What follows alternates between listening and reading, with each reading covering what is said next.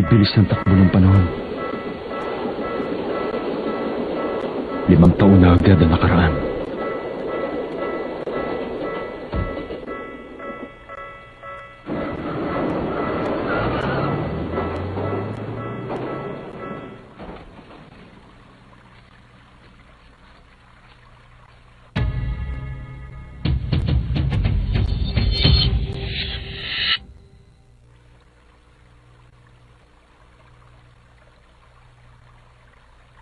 Nanggaling dito